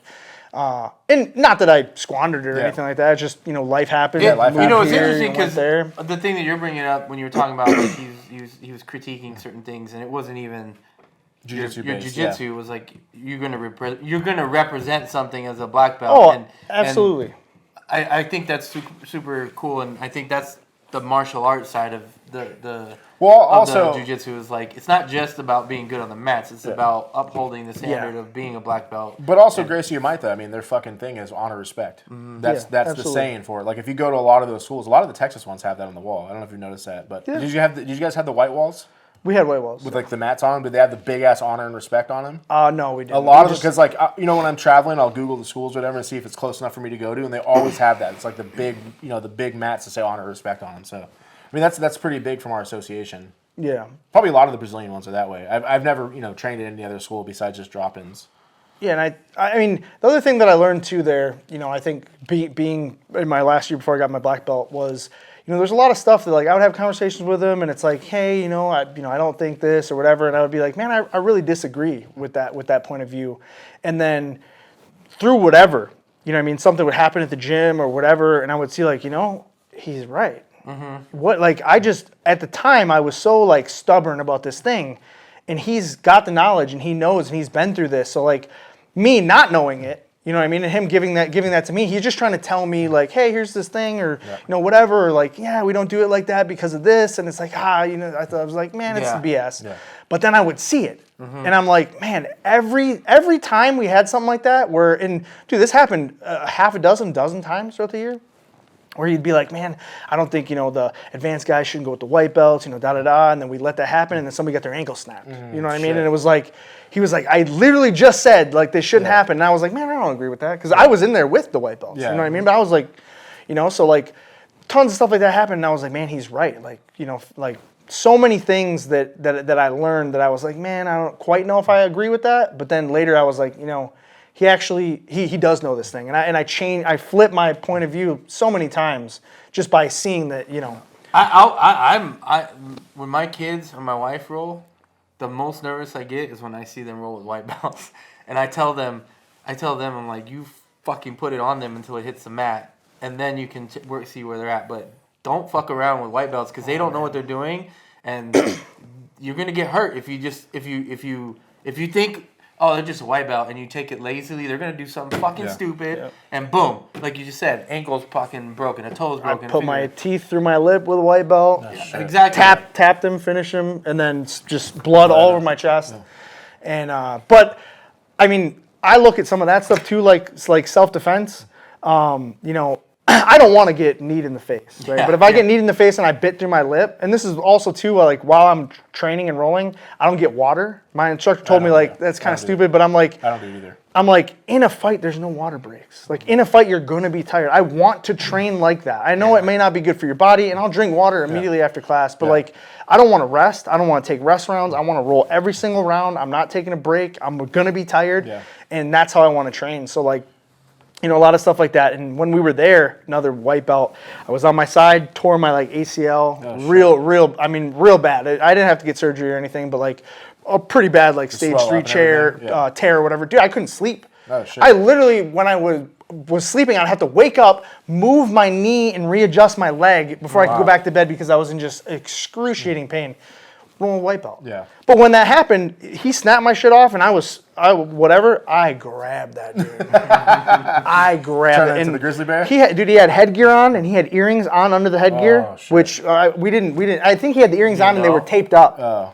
Yeah. I ripped the earring out. Ooh, I put the through dude. headgear. I put the dude in like in 50-50 and did a 50-50 arm lock. I grabbed his arm, threw my leg over his thing, and just swiped it down and pulled the earring right out. Ooh. Not on purpose. Yeah. But also, like I said, I got hurt. I was like, man, I would be really down and out on a fight right now. Yeah. And I was like, I want to finish the fight. You were mentioning before about like, man, 45 seconds being left. Yeah. I always would look at the clock, and if there was enough time for a submission, like even if it's 15 seconds, I'm going trying for it. it, And yeah. I would tell my opponents, like I told my buddy Adam, I was like, dude, every time we're rolling, I come after you like that because I'm going to tap you one more time. And like I would tap him at 45 seconds, and he'd look, and he's like, you ain't going to get me. You get him again. And I told him, I said, dude, if we make it 45 seconds and I don't tap you, I feel like I lost. I feel like you tapped me. Yeah. So like that's how much yeah. it means to me. Like when I'm training, because I'm thinking in my head mentally, like I'm gonna get you one more time. You know, that's funny. I think that way too. I don't put it into practice so much because like my goal is to get one submission per roll. I'll get one, but I'll cook you as much as I can till the end of that timer. Then when we start getting low, that's when I start hunting the submissions. Yeah, tire him out. Because I'm getting tired as I'm trying to put it on him. And I don't want them to give me the chance to fucking get my ankle with a minute left. You know what I mean? After I've already smashed you. It's like, I already proved you that I could beat. Like, I already win. So why do I got to do it again? But now I got to start just going hard on people's stop. Because especially like when I get people in the Kesikatami and then fucking just bend them in half, it's fucking mean. And then I'll be like, I don't need to do that to them again. I'm going to start, everyone's getting broken off as much as I can. That just changed my idea. Everyone's getting broken off as much as I can. Once your shoulder's fixed?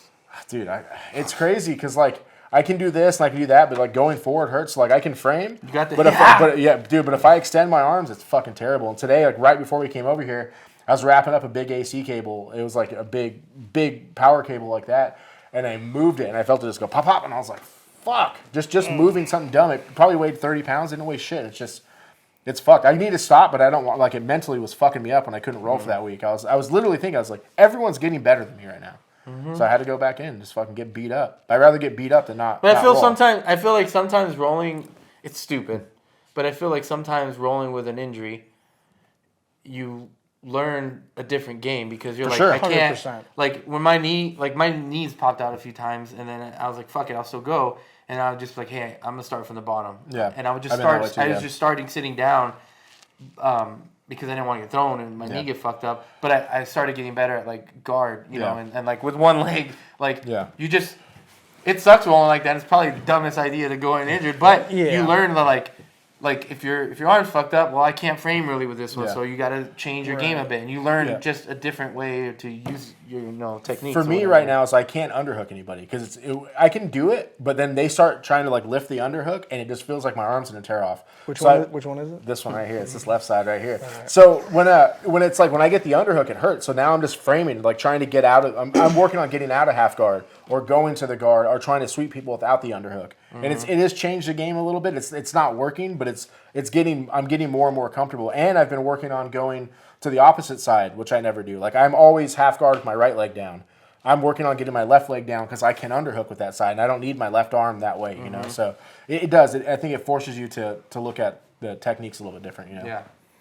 Yeah, definitely. I sat like half Indian style from seated when I tore my ACL. Just to keep your knee protected. I couldn't move. I mean, I couldn't move it. So you still trained for that Couldn't ACL bridge. tear? Well, and that's the thing too. Like my instructor was super pissed. He's like, dude, you're hurt. You need to take time off. And my thing was like, dude, I got so that hard to grit. take I got time that off. dog in me. You know what I mean? I was there 5 a.m. the next day. Yeah. He's not talking about Costco. Hey, dude, that's funny. I was just gonna say that. You know what's cool about Chicago and Costco? They have better hot dogs. I bet they do. Their The fucking Chicago Costco hot dogs? the Chicago ones are on a roll. They're not on a bun like they are here. You ever fuck a Costco? Oh yeah, You got that Costco dog? I mean, I've gotten one before. Yeah. You notice they have like the rolls with like the fucking sesame seeds and shit on there? Oh, the black ones. Yeah. So here 100%. it's just a hot dog bun all mushy. I mean, it's still good, but I mean, when I was in Chicago last time, I think we went to Costco like 6 times in a week. It's good. Because it's cheap. Yeah. You got that fucking dog in me, you know what I'm saying? And they have Mountain Dew at Costco there on the fucking tap, at least the one I was going to. Oh yeah. It was kind of in the hood though. It is what it is. You'll get that. Yeah. See, you were saying something earlier about how like you felt really good at brown belt because you probably felt like I know all this jiu-jitsu, but then it's like you get to black belt and you start over again because you're the lowest version of the highest rank. Because like you said you're 37. Yeah. Yeah. So you're 37. You're master 2. So you could go against like let's say you're the same age as Omar. He's 37. he's already almost 15 years at black belt or 18 years at black belt. So you could be rolling against dudes that are 20 years at black belt. Like fucking, I don't know about Tynan, but the Rutolos.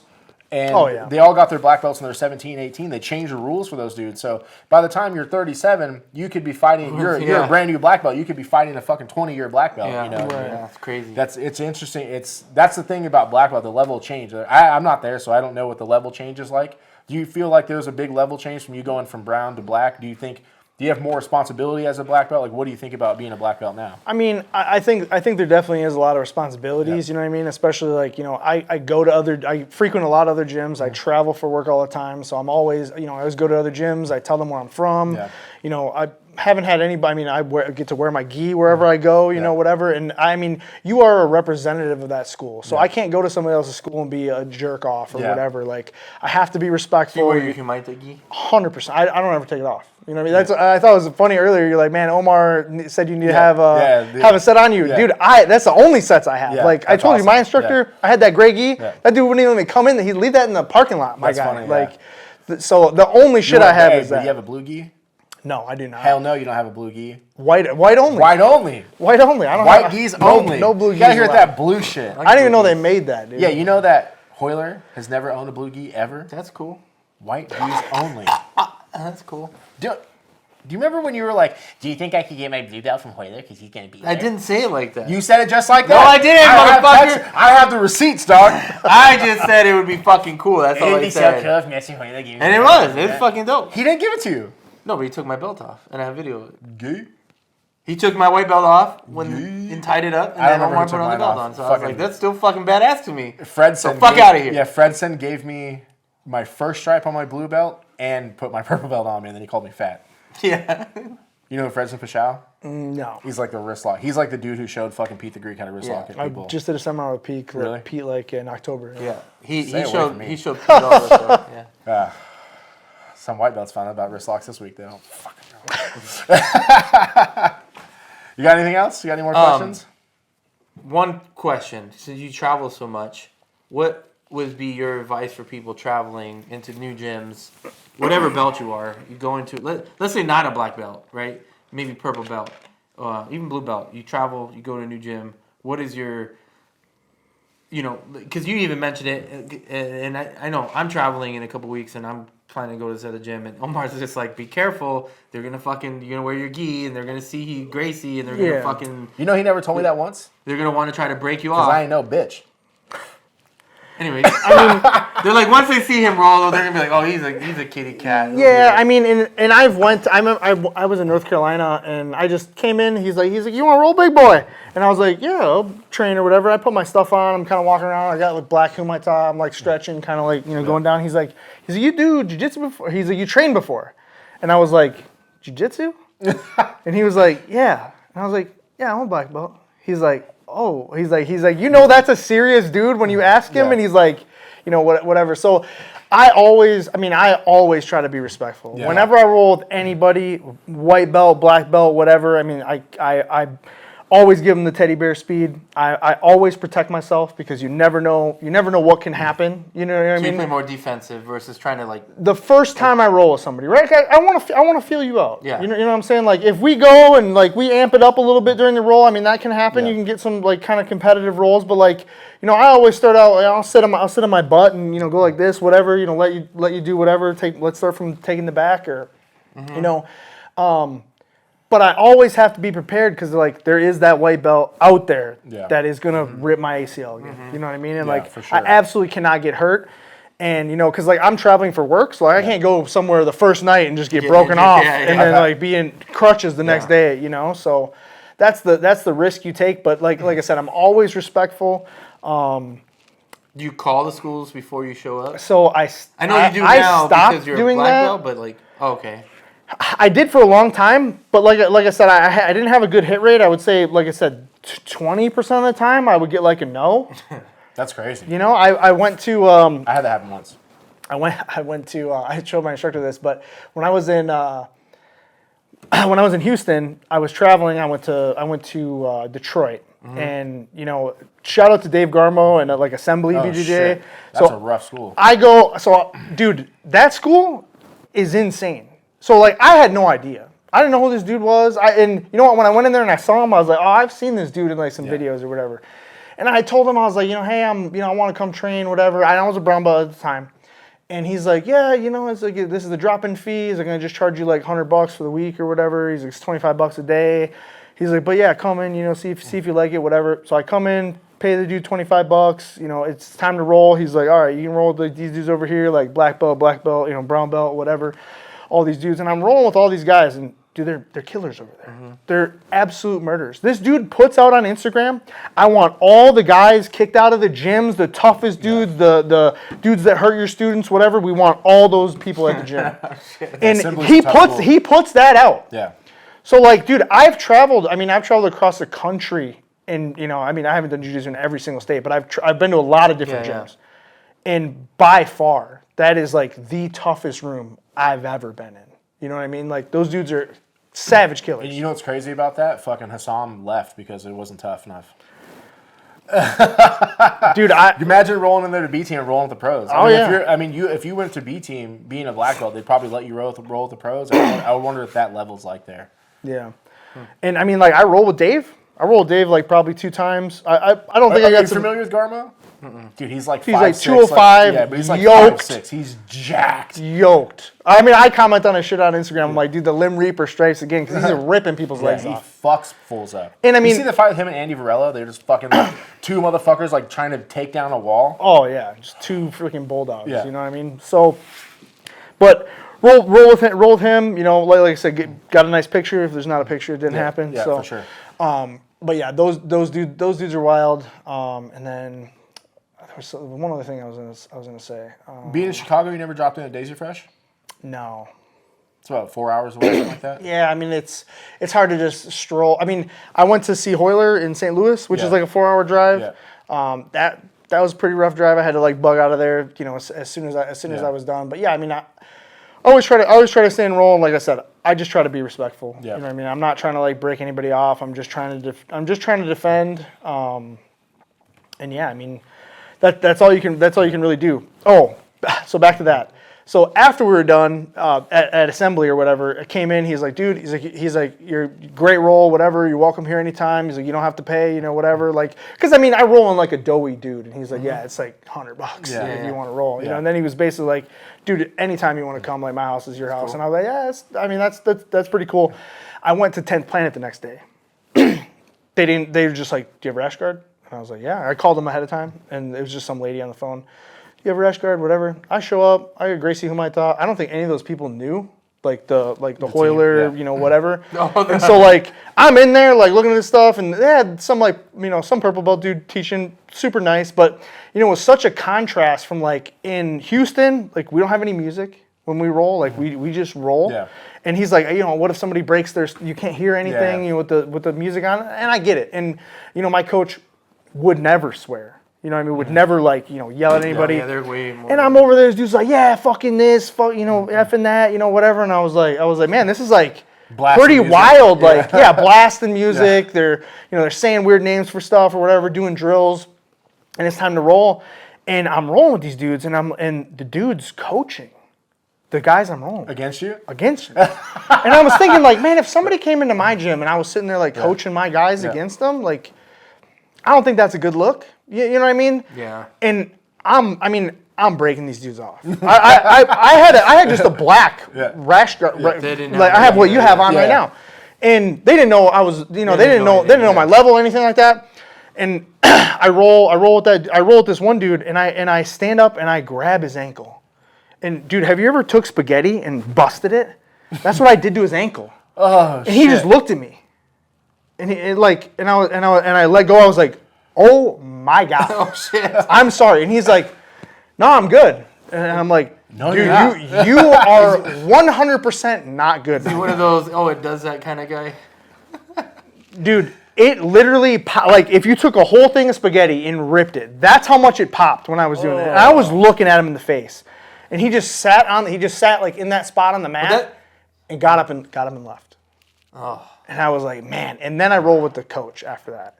And he tried to go super hard. Granted, I'm a giant man. You know what I mean? And he was those like, guys are probably pretty small. Most 10th Planet guys are not like Through a wiry. Yeah, he got There's me. a few big ones, but they're mostly wired. Right. For fucking the shit they pull. Cool dudes, whatever. I was a little steamed that this dude was like coaching against me like couple seconds ago, and he was going with me hard.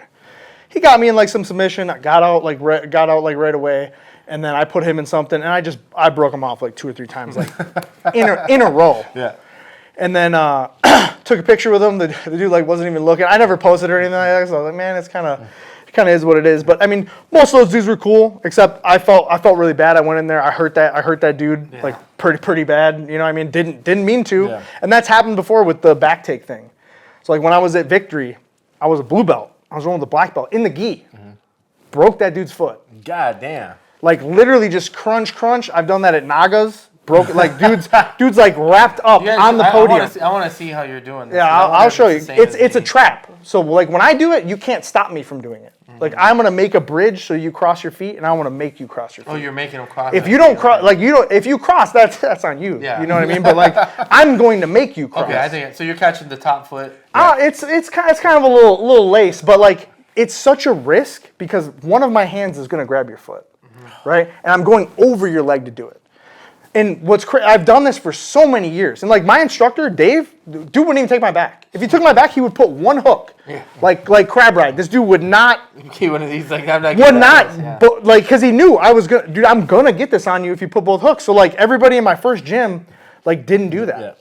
And they knew like if we took this dude's back, he's gonna footlock us. I don't take his back because last time I took your back, I was breaking you off. I took your back and you submitted me. I was like, this motherfucker. That's what Johnny had his thing called fucked up too. He called me today. I gotta call him back. You got anything else, though? No, that's it. We can talk forever. No, that was good. Yeah. I'm glad you came on, man. That was cool. I liked your whole story.